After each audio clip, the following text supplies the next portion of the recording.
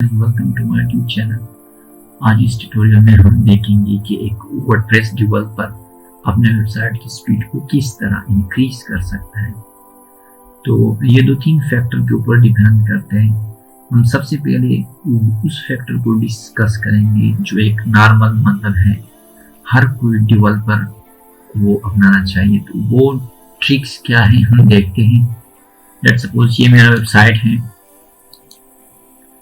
तो इसका पहले मैं स्पीड चेक करता हूँ कि इसका स्पीड कितना है। फिर उसके बाद इसको ऑप्टिमाइज करने के बाद दोबारा भी इसका स्पीड देखेंगे कि कितना फर्क आ गया। तो मैं इसकी यूआरएल को कॉपी करता हूँ, चेक करता हूँ। ये हमारे पास वेबसाइट है और वेबसाइट speedtest.org। तो आप लोग इसको टाइप करके यहाँ पे पेस्ट करते हैं और यहाँ पे हम इसका स्पीड अब चेक करते हैं। तो ये हमें बता देगा अभी हमारे पास ये वेबसाइट ऑप्टिमाइज नहीं हुआ है। तो आप देख सकते हैं इसका स्पीड लोड टाइम जो 1 सेकेंड है, 1.4 MB पेज का साइज है और ये हमारे पास इसके तो हमारे पास ओवरऑल हमारे वेबसाइट का स्पीड अभी यहाँ पर है। तो इसको हम ऑप्टिमाइज करते हैं। तो पहले भी मैंने बताया कि इसका जो हमारे पास जो वेबसाइट का स्पीड है वो होस्टिंग के ऊपर भी डिपेंड करता है और डेवलपमेंट कोड किस तरह करते हैं डेवलपर उसके ऊपर भी डिपेंड करता है। तो हम वो ट्रिक सीखेंगे जो एक डेवलपर को अपनाना चाहिए। तो चेक करते हैं कि वो क्या है। उसके लिए हम एक प्लगइन यूज करेंगे। तो हम वो प्लगइन अब सर्च करते हैं WP ऑप्टिमाइज।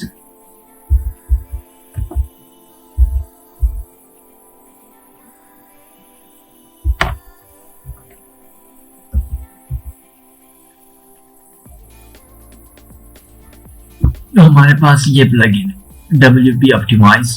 तो इसको हमें जो भी वर्डप्रेस का डेवलपर है तो मिनिमम उनको ये प्लगइन इंस्टॉल करना चाहिए।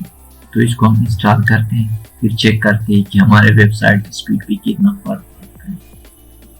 मैं इसको एक्टिवेट करता हूँ। एक्टिवेट करने के बाद हमारे पास ये हमारे डैशबोर्ड में ये आ जाएगा प्लगइन। यहाँ पे आप देख सकते हैं। तो इसके ऊपर क्लिक कर दें और यहाँ पे आप देख लें पहले।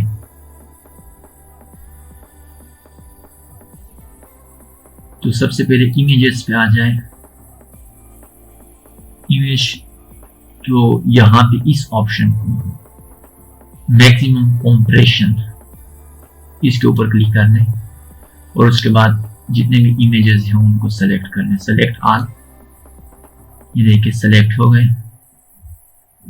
सेलेक्ट होने के बाद हम इसको कंप्रेस करते हैं। तो ये थोड़ा सा टाइम लेगा। तो आप देख सकते हैं कि मेरा जितने भी इमेजेस थे वो कंप्रेस हो गए। तो इसकी वजह से काफी फर्क तो आया होगा, लेकिन उसके साथ हम अपने कैशे को भी क्लियर करते हैं। तो यहाँ पे देखिए इनेबल पैच कैशे, तो इसको आप इनेबल कर लें। तो इससे भी काफी फर्क पड़ जाता है। तो ये तो एक टेक्निकल वे है कि जब आप वर्डप्रेस वेबसाइट डेवलप करते हो उस टाइम आपको ये ट्रिक्स अपनाना चाहिए। इससे आपकी वेबसाइट की स्पीड पर काफी असर पड़ जाता है। तो अभी हम देखते हैं दोबारा अपने वेबसाइट की स्पीड को। तो ये मेरे पास अभी ऑलरेडी काफी है और यहाँ पे आप इसको नोट कर लीजिए हमारे पास ओल्ड स्पीड का। हालांकि मैं फ्री होस्टिंग यूज कर रहा हूँ, ये देखते हैं। आप लोग भी इसको यूज कर सकते हैं एज अ डेवलपर। पेंथियम ये आपको फ्री होस्टिंग प्रोवाइड करता है 2-3 वेबसाइट के लिए। तो मैं इसको फ्री यूज कर रहा हूँ। तो अब हम चलो स्पीड चेक करते हैं। यहाँ पे आप पेज साइज देख ली 1.4 MB था इनिशियल और हमारे पास जो स्पीड था वो 1 सेकेंड था लोड टाइम। तो इससे जो हमने भी ट्रिक अप्लाई किया है, इमेजेस को कंप्रेस किया है, तो उससे हम देखते हैं कितना फर्क पड़ गया। तो आप इन दो चीजों को नोट कर ले। 1.4 MB था पेज साइज और लोड टाइम जो था वो 1 सेकेंड था। ये क्या है हमारे पास स्पीड कितना हुआ है आ चुका है। देखिए 1.4 MB से, देखिए हमारा बहुत छोटा वेबसाइट है, उसमें इमेजेस भी छोटे हैं। अगर ये बड़ा वेबसाइट होता तो उसमें पेज साइज के ऊपर बहुत ज़्यादा असर पड़ जाता। हमारे पास जो अभी ये वेबसाइट है इसका पेज साइज ऑलरेडी छोटा है, क्योंकि इसमें आप देख सकते हैं इमेजेस इतने ज़्यादा है नहीं, तो इस वजह से ये कोई बड़ा वेबसाइट नहीं है, छोटा है। अगर ये बड़ा वेबसाइट होता तो यहाँ पे काफ़ी असर पड़ जाता, लेकिन फिर भी 1.4 से 0.9 MB, यानी आपके पास बहुत ज़्यादा ये बहुत डिफरेंस है आपकी वेबसाइट की स्पीड के लिहाज से, ये बहुत ज़्यादा फ़र्क है। तो हमारे पास ये देखिए 1.2 सेकेंड से आ गया 0.9 से, और ये 1.4 MB से हमारे पास पेज साइज आ गया 0.9 पर।